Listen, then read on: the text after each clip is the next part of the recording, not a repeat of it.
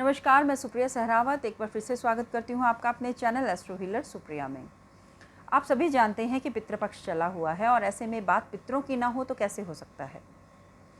जब भी कोई शुभ कार्य हो, शादी ब्याह हो, संतान हुई हो या कोई भी नया काम शुरू करना हो, सबसे पहले पितरों का पूजन किया जाता है। अब ये पितृ कौन हैं?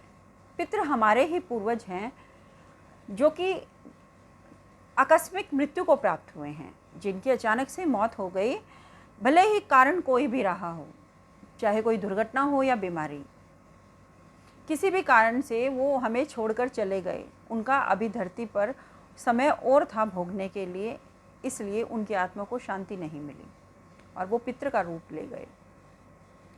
दूसरा, अगर हमारे पूर्वज कोई अधूरी इच्छा लेकर अपने मन में चले जाते हैं तो भी उनकी आत्मा को शांति नहीं मिलती और वो भी पितरों का रूप धारण कर लेते हैं। अब ये पितृदोष बनता कैसे है? कुंडली की देखें तो अगर आपके दूसरे भाव, पांचवें भाव और सातवें भाव में राहु, शुक्र या बुध में से कोई भी ग्रह बैठा है और आपकी कुंडली का गुरु और शुक्र दोनों ही शुभ ग्रह पीड़ित हैं, तो आपकी कुंडली में पितृदोष बना है।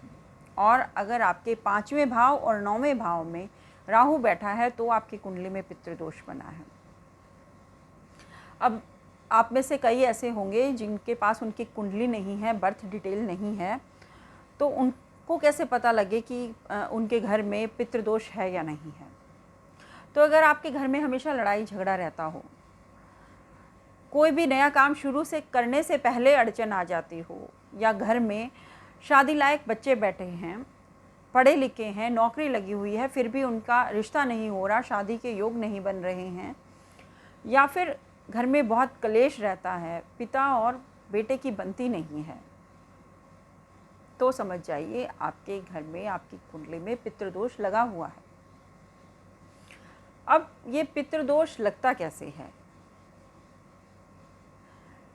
अगर आपके पूर्वजों ने किसी महिला का अपमान किया है, किसी गर्भवती महिला को खास तौर से सताया है, प्रताड़ित किया है, भले ही वो महिला उनकी पत्नी ही क्यों ना हो, तो आपकी कुंडली में शुक्र पीड़ित मिलेगा, पितृदोष लगा हुआ होगा।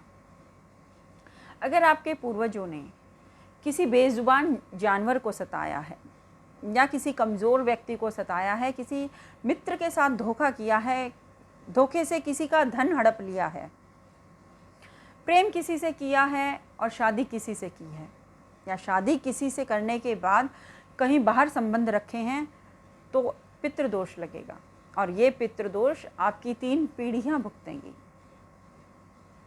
अब आप में से बहुत से ऐसे लोग होंगे जो ये कहेंगे कि कर्म हमारे पूर्वजों ने किया है तो उसको हम क्यों भुगतेंगे। अब पूर्वजों का कमाया हुआ धन भी आप भोग रहे हो, उनका बनाया मकान भी आप भोग रहे हो, जितना उन्होंने नाम कमाया वो आप भोग रहे हो, तो उनके पाप भी तो आप ही भोगोगे और तब तक भोगोगे जब तक उनके पाप कट नहीं जाते। और ये पाप कैसे कटेंगे, आइए उसके लिए उपाय बताती हूँ।